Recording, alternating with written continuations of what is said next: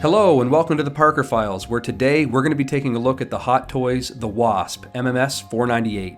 This version of the figure is from the movie Ant-Man and the Wasp. For the packaging, Hot Toys have continued with the vibe of the Ant-Man release from this film and carried it through to the Wasp figure, and I love how it looks.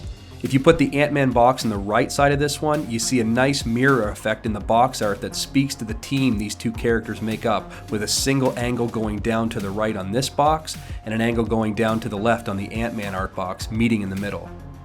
The color branding for the Wasp is perfectly executed here with yellowish quantum realm movement going on the upper half of the box.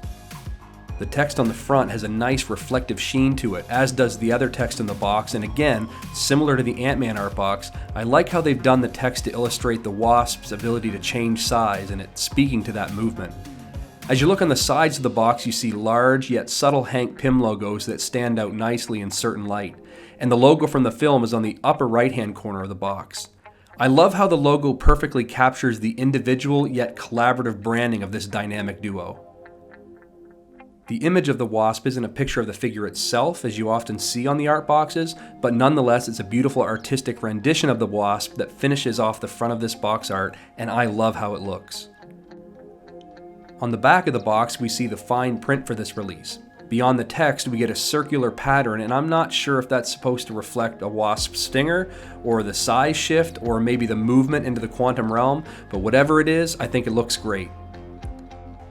For this release, Hot Toys have gone with a shoebox style box, which I really like, and once you open it up you see an inside flap that, as always, gives us the credits to the cast and crew who bring the Wasp to our shelves. There's more of the quantum style effects used here, and while I don't like the color choices that are used, as I think it's a bit off brand, it still overall looks really good. Alright, enough about the packaging. Let's open it up and see what's inside.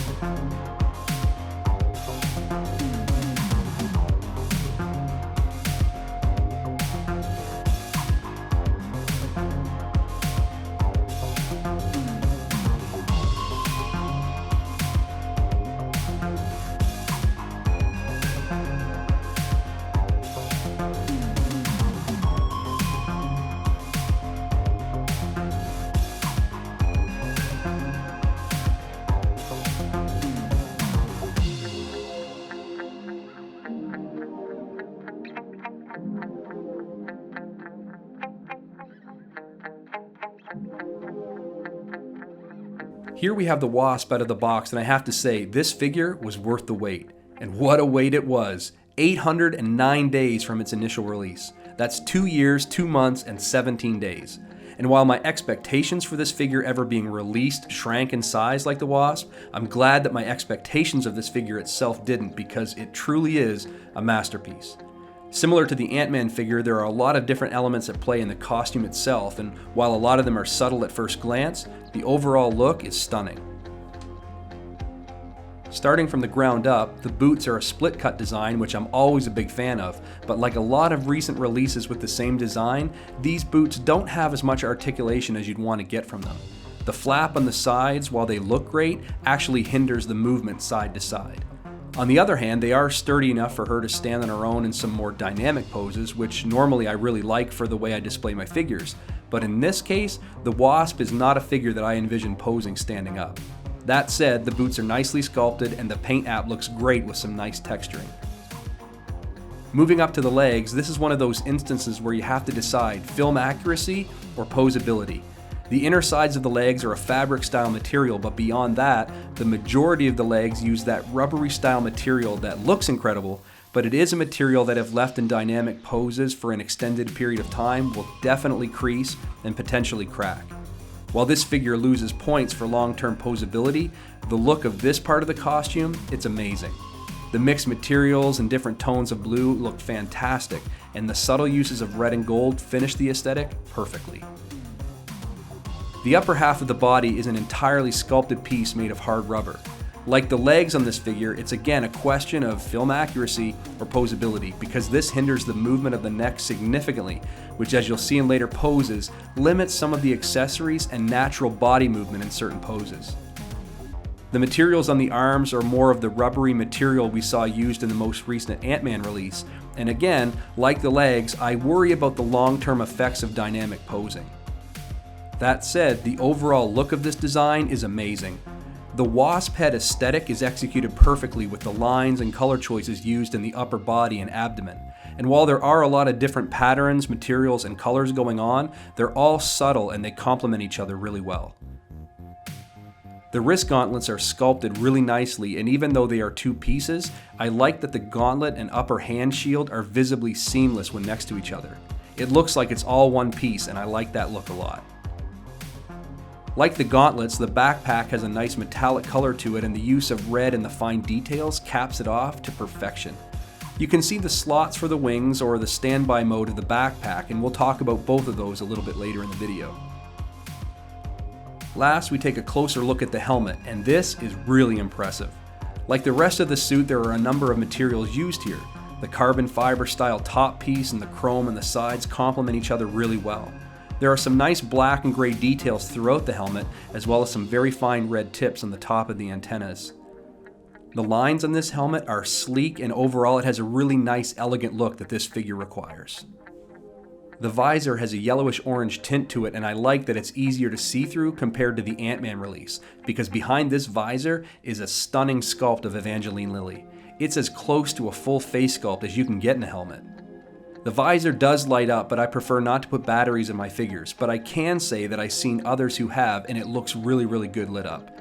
But even without it lit up, you can see through it clearly, and the portrait, again, is perfect. In my opinion, this helmet is flawless, and for a rating, I would give it a perfect 10 out of 10.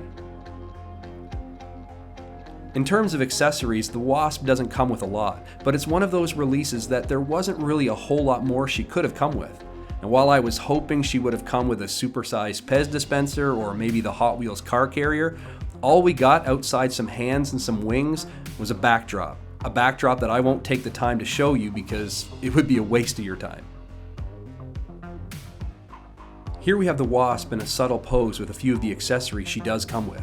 Starting off with two of the hands that make up this pose. She comes with two fisted hands and two that are open and uniquely extended. The hands have some nice texture, and though they're simply painted, they do look great. Moving on to the backpack, we have this version that has the wings in bypass mode.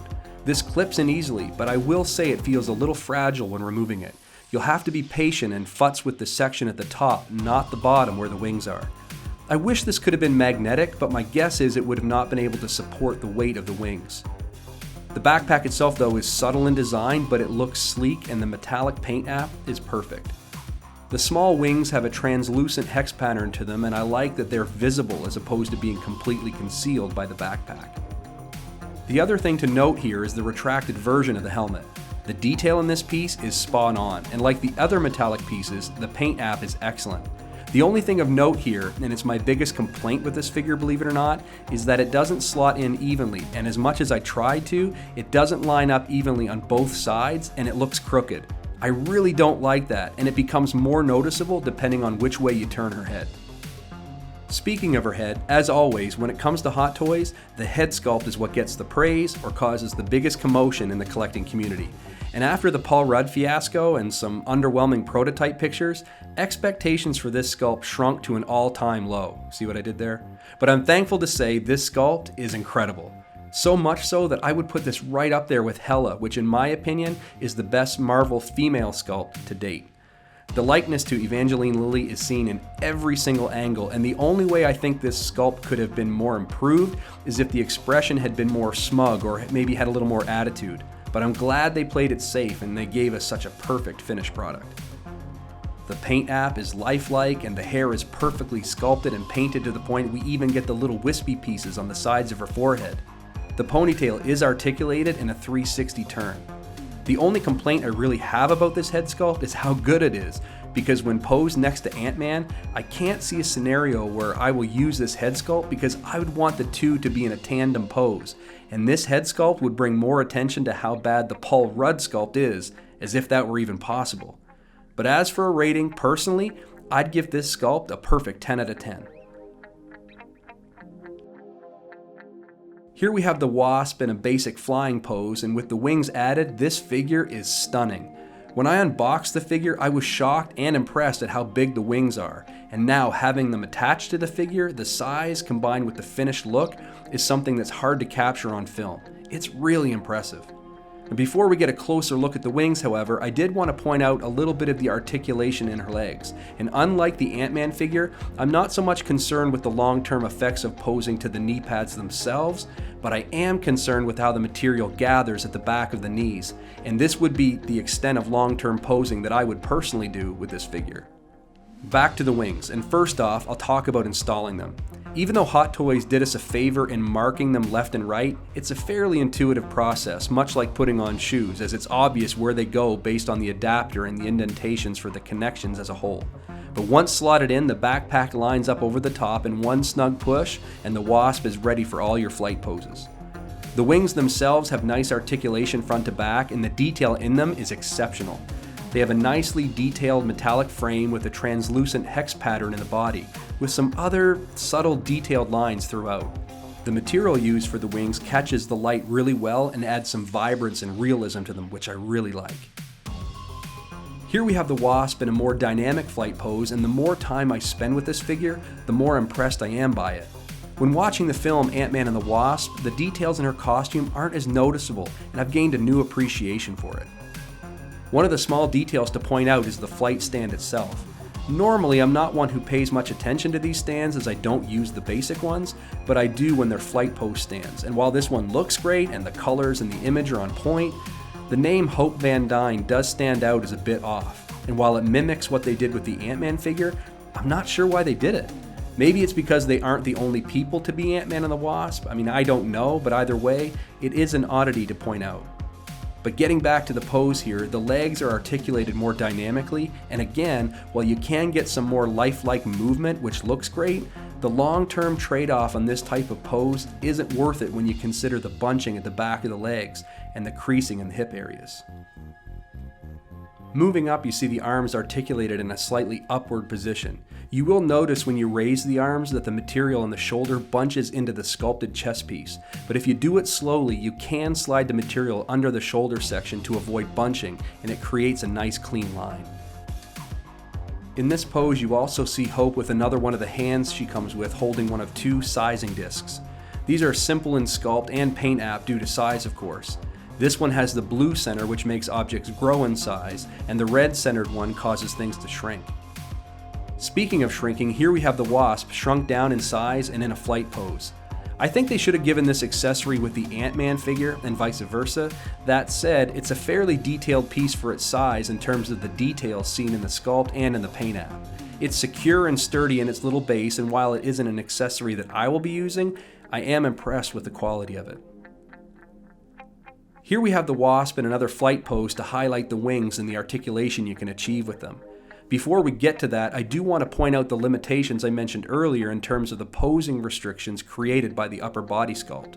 To really achieve a more lifelike pose here, the chin of the helmet should be raised so she is looking upward more prominently, but because of the rigidity of that piece, it just can't be done.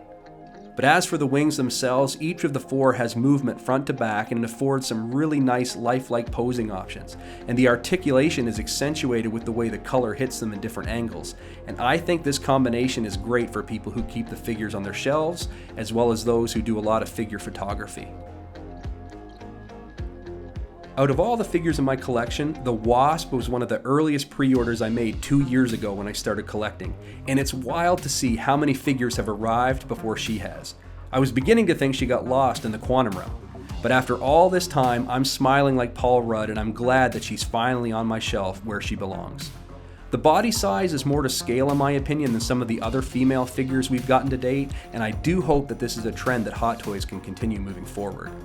While she is limited in articulation and accessories, the screen accuracy of this figure, combined with the wow factor she brings to a display, I do think she is a must-have for Marvel collectors. Yes, there may be Ant-Man and the Wasp 2 down the road, but it's probably going to be a long time before we see that movie, let alone a figure from that film. So all in all, after looking at the Wasp and everything she comes with, I'd rate this figure a total 9.5 out of 10. I hope that you've enjoyed this video and that you want to stay tuned for more. If so, take a second and hit that subscribe button. There'll be more 6-scale figures and diorama reviews coming your way. But until then, stay safe and collect because you can.